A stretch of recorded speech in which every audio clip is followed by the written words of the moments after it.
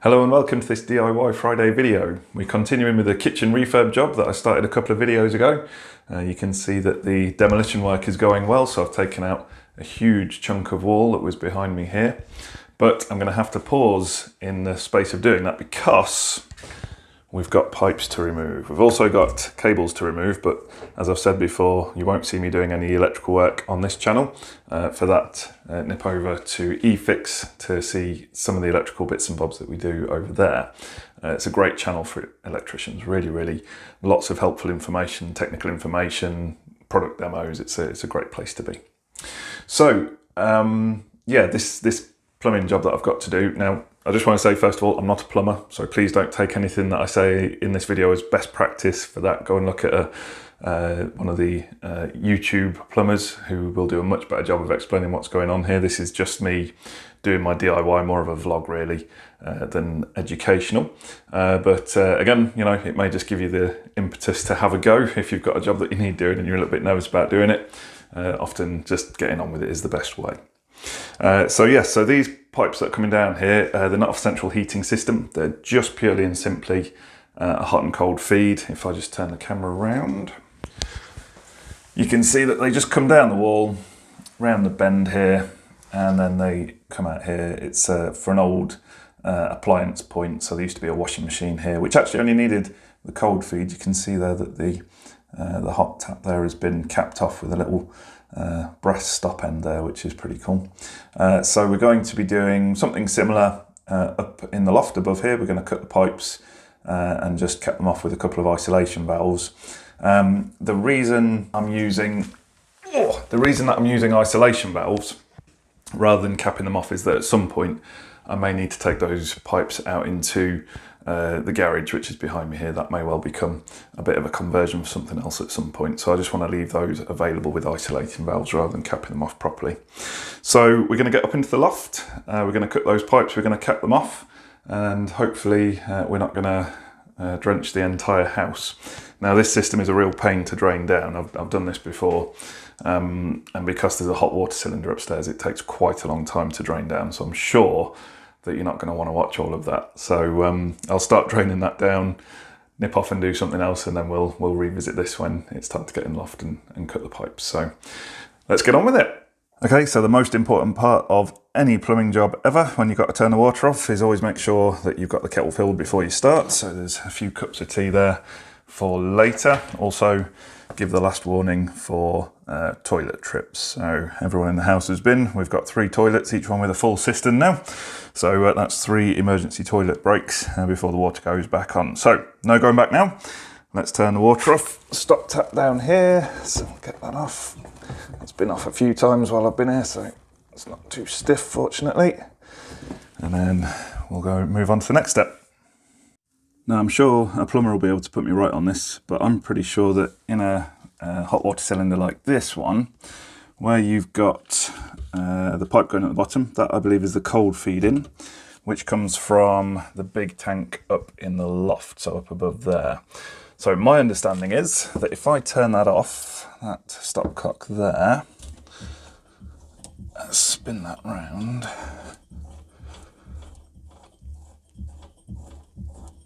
then that should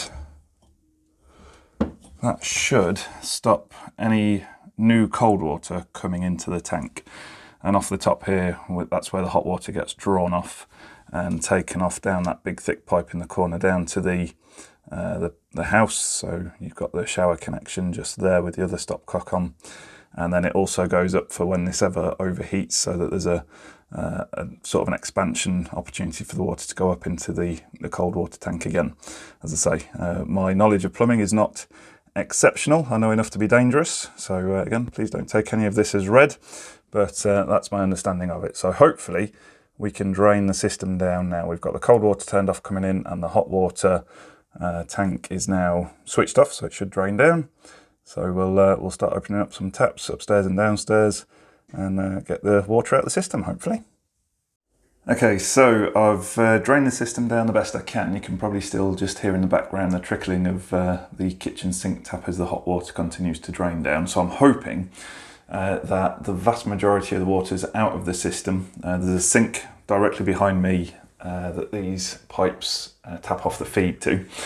And hopefully, having opened those ones, there should be the only water left in the system should be the water left in these pipes dropping down here. So I'll open the cold one up. I've got my bucket ready to go. So hopefully this is all going to end well. We'll see.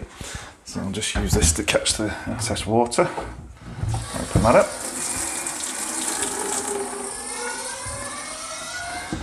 Oh, look at that. Look at that. If that's all the water that was left in there, I'll be a happy man. It's all good. Pop the bucket down so it catches all those little dribs and drabs there. There we go.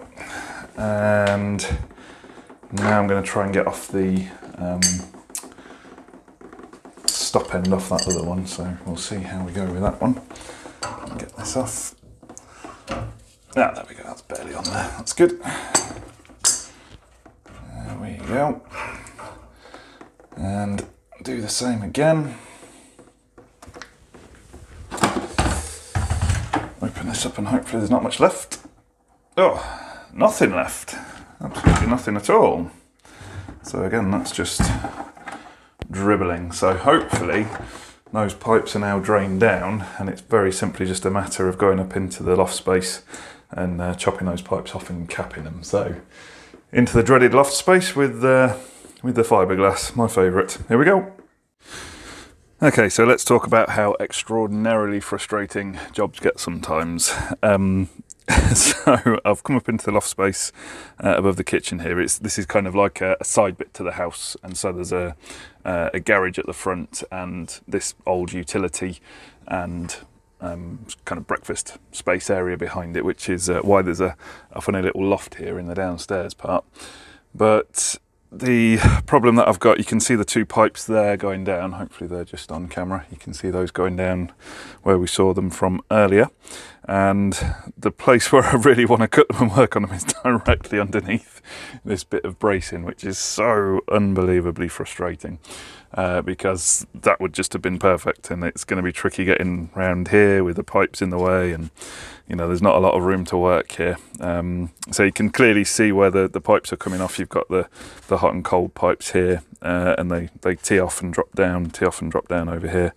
I suppose I could try and get it there, but as I say, hopefully at some point in the future I want to try and extend these pipes possibly into the garage if that ever gets converted. So I don't really want to do that. It's so tight here, I'm almost thinking, is it worth taking the bit of ceiling down below and working on it from below instead of from above? But I don't really want to have to do that. So I think I'm just going to have to go for it. So yeah, this is going to be a bit of fun here. This could be the thing that determines whether this video ever sees the light of day or not. So we'll give it a go and we'll see what happens, I guess. Yeah, let's just get stuck in. So, first thing that I need to do is to cut these back just a little bit. Again, I'll try and give you the best kind of view of this that I can, but it's not always gonna be perfect. So what are we gonna do?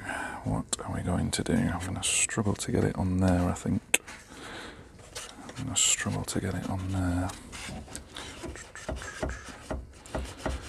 Having said that,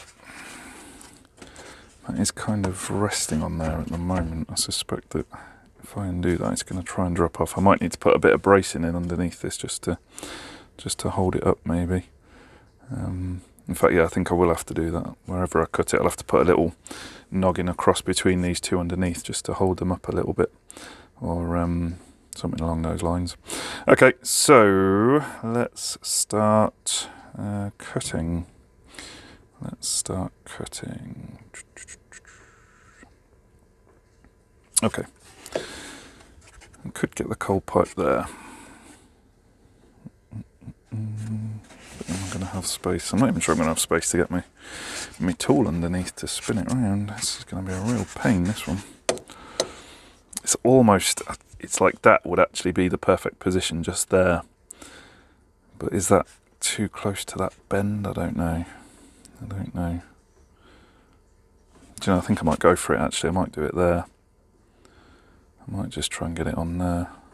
If I can lift this up a bit, maybe get a bit of leverage under it. That might work. That's a bit in the way, but it's only... Yeah, see, I was going to use the sort of, not sure what they're called, the ringing tool that you put around it to go around there, but I think, yeah, I might have to hacksaw it, which is not great when you're doing compression joints, because you end up with a bit of a raggedy edge on it, which I'm not too keen on. Okay, am I going to be able to do this? Am I going to be able to do this?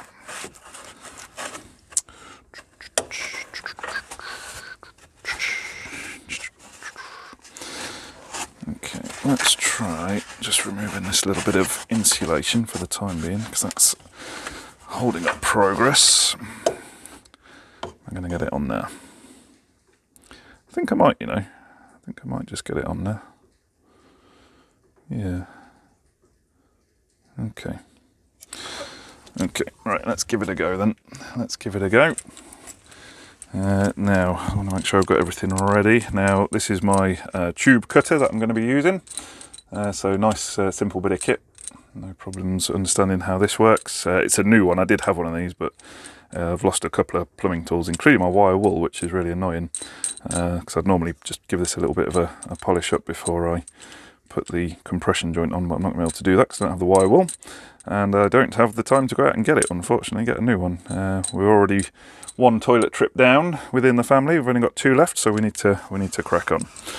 So let's see if we can get that. So there's my one of them. I'm also going to need the actual joints themselves. Okay, so I've got my spanners and I've got my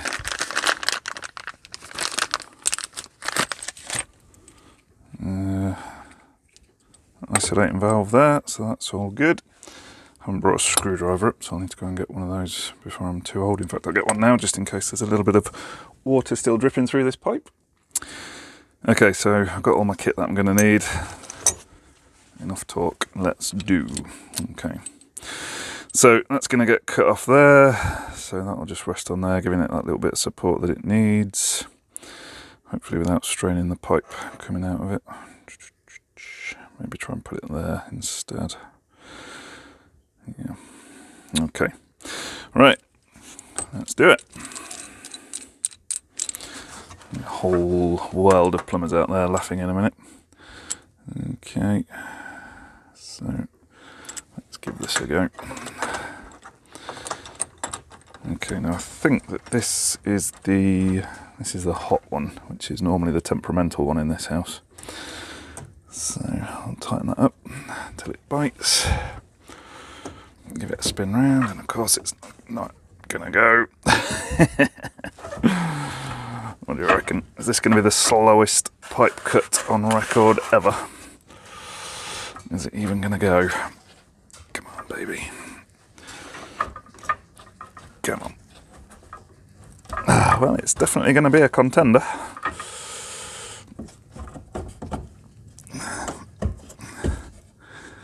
I think all the plumbers are probably switched off in disgust by now, which is good. Oh yeah, and as I've moved that up and down, jiggled that up and down, that's bringing more water out down the bottom, so that means that there is water in this pipe, so it's going to be, it's only the dregs, but it'll be enough to look horrendous, no doubt. Okay.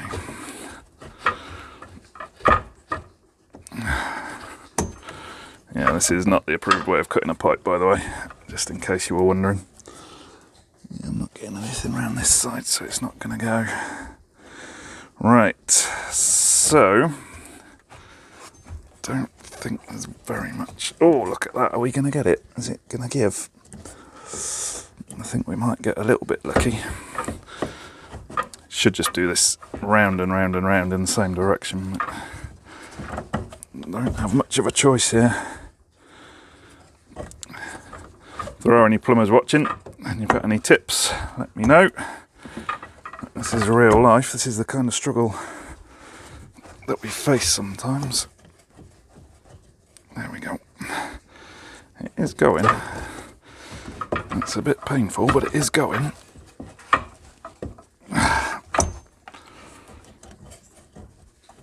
we go, another little tighten.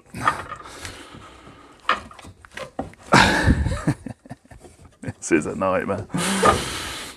There we go, there we go. I reckon it's gonna go, you know. I reckon I've just about, yeah, there it goes. Right, might just have to do a little snippet here of me cutting a pipe in ideal circumstances just to prove I know how to do it. Right, there we go. Is that given? Now, because that's not the cleanest cut ever, in fact it's not actually done underneath, I don't think, no. Which ironically is the easier part, so I'll just get that hooked back in again.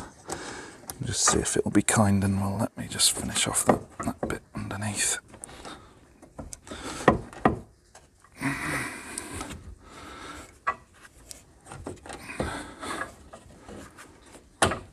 There we go, I think that's got it. Let's see. Oh yeah, look at that. Okay, not the cleanest cut in the world, but it is a cut. And as I say, normally I'd polish that with a little bit of wire wool, but I haven't got any, so I'm just going to have to make do. I'm going to turn the ball valve off. So that isolating valve is now in the off position. So hopefully that's not going to let any water out when we turn this back on again. Obviously I'm not going to put everything away and box all this up until I've turned the water on and done a leak check on it, but hopefully we'll be okay. Hopefully we'll be okay. Right, good. So let's get this put on. So we've got the back nut that goes on there. The olive. Now this is the key part. This is the thing that people don't really realise is so important when it comes to compression joints. They think that you've got to make a good connection between those threads. The threads are just there to use to kind of clamp up on this olive.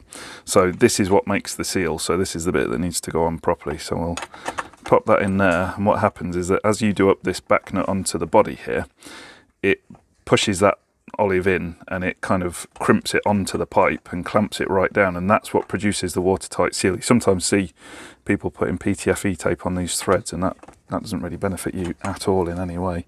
If it's leaking, it's because the olive hasn't made a good connection. So let's get that done up. That didn't go too badly actually. I think that other one's going to be tricky though. I'm not sure I'm going to get that one in there. Right, so that started to bite, so now we'll do it up. So I'll get that on there.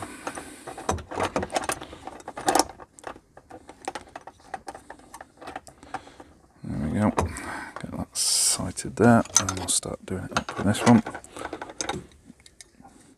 Yeah, all my years on the tools, and I still always start these up the wrong way. Because it helps if it don't jam. There we go. Right.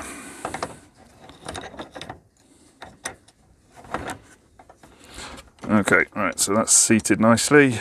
Let's just get this tightened up. There we go. Get that done up. Nice and tight, and hopefully that's that on there.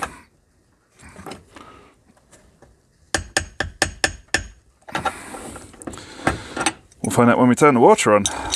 Okay, so that is number one done. Just going to crank that up. I might get some of those brass stop ends to put on the end of here, actually. Might just make me feel a bit more comfortable about leaving that on there. Okay, so that's good to go. So that's fine. And then we're going to try and do this one now. This one really is going to be a pain. I think I may have to do this one further back. There's no way I'm going to get that under there. It's going to have to go there, I think. But hopefully I can get a bit of lift on it. I managed to on the other one. So let's see, you're going to be able to see if I do that one there. Right, so I'll cut the insulation back on this one a wee bit.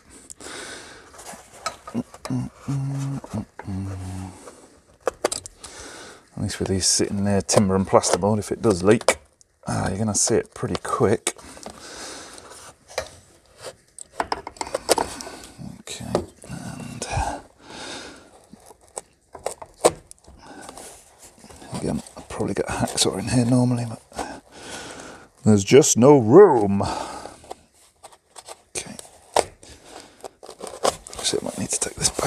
further, we'll see.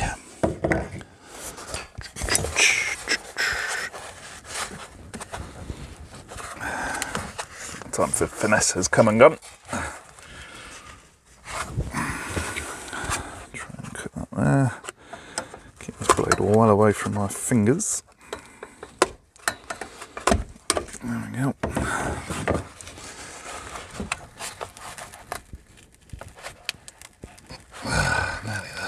Nearly there. There we go. Right, I think we're standing in greater danger of running out of memory here. I think my phone's about to die, so unless I get this done in the next 5 minutes, we might be seeing the after picture. We'll see how we go. Right, that is a seriously carved up piece of insulation now. Let's see if I can just get that bit off.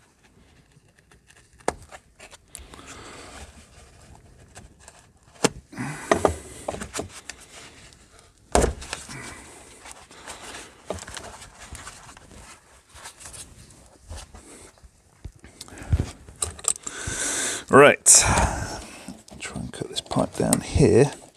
Again, I don't think this is going to be deeply exciting to watch because barely going to be able to see it. And I've cut some more insulation off as well. Let's get this up a bit. Oh, look at that, I can actually get a rotation on it. Yes, yes, go on. That's it. There we go.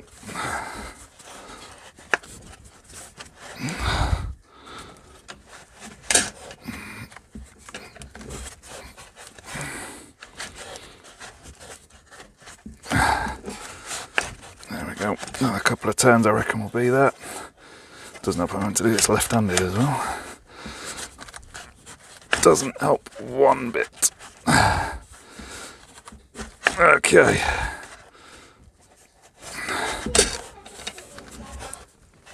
Second, darling. Yeah, just give me a minute, babe. It's nearly dinner time, actually. I do mean lunchtime, you're not wrong. There we go, come on.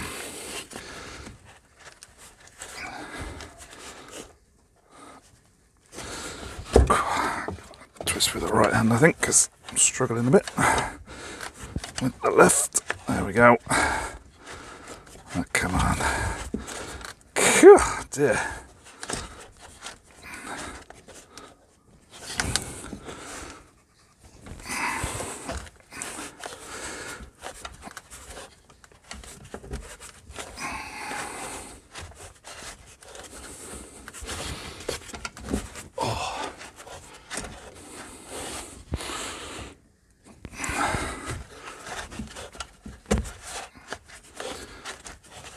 Nearly there. That feels like that's going now. Yep, I think that's got it. Yes, there we go. Whew. Right, good. That pipe out of the way. I don't know if you can see that there. Just about managed to cut it off. And I've got 2.5 minutes of footage left. So let's see if we can get this on here before that dies. That'd be good. Okay.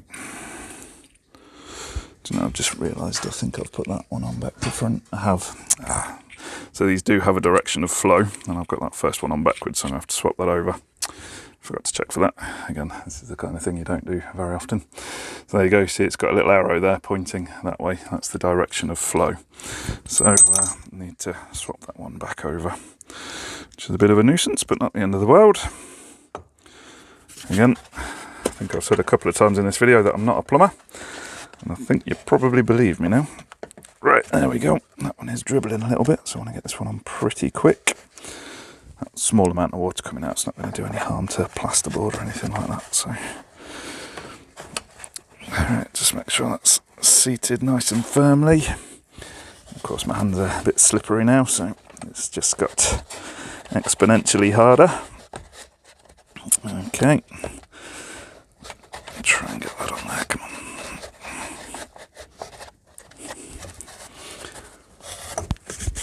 Just does not want to give up that one. Come on.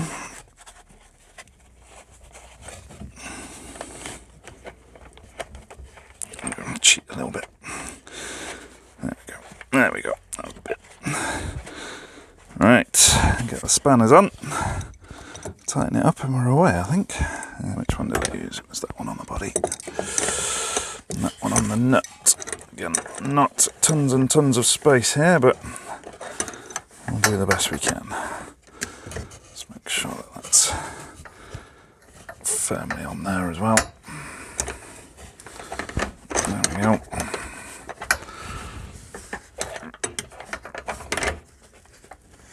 There we go. It's coming. It's coming.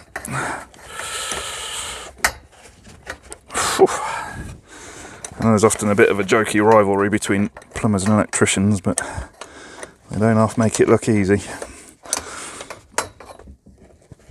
They don't half make it look easy. There we go. There we go. That's feeling pretty good.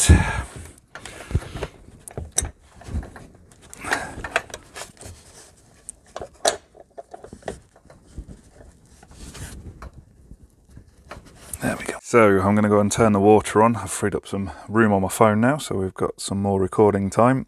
I'm going to go and turn the water on, so you're going to know if this leaks before I do, because I've got to go all the way around the house because I've still got the dustproof seal up between here and the kitchen. So yes, we'll turn the water on and we'll see what happens. Hopefully we won't have leaks everywhere, although at this point I am not feeling confident.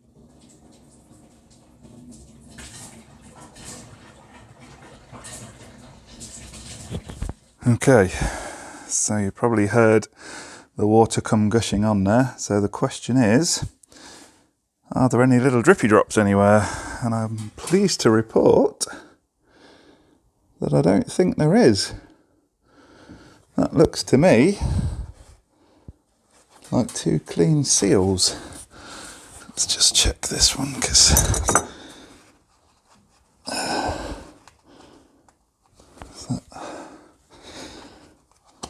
where this stuff is, you never know if it's moisture from previously or not. Let's get this insulation out of the way. I'll put that back before we finish. No, I think that is actually, I think that's okay. Trick is to always start with something dry so you can tell. Yeah, dry as a bone, look at that. Yeah! Happy days. Right, great. Okay, so I'll pop this insulation back on the pipe, lay the loft insulation back down, and yeah, that is tip-top. I can't believe I've done it. Happy days. You'll have to forgive the weird angle here. It's just the only place I could get my phone for this next bit. So what we're doing now is I'm just going to cut through these pipes from below and get rid of those. There's still quite a bend on them above, so I can't kind of wiggle them out very easily. So I'm just going to chop through them with a hacksaw, because again I'm going to struggle to get the circular cutter inside there. So I'll just get these off and then remove the pipes. Hopefully that's this video done.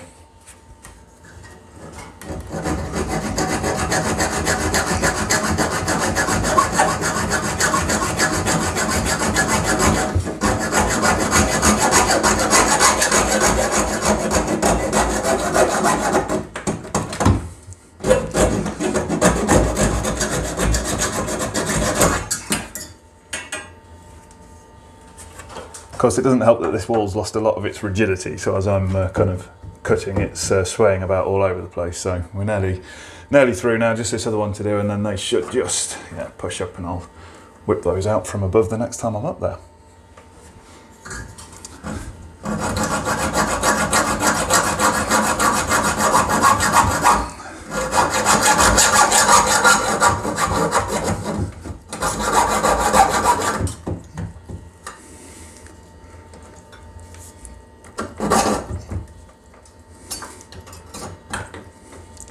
And that's probably close enough just to snap off now. There we go. Jolly good. So that is 2 pipes out of the wall, job done. So that means that now I can take down this section of wall Absolutely no worries at all. So yeah, fantastic. That's those pipes done. Nearly ready to start boarding the ceiling. See you next time. Thanks for watching.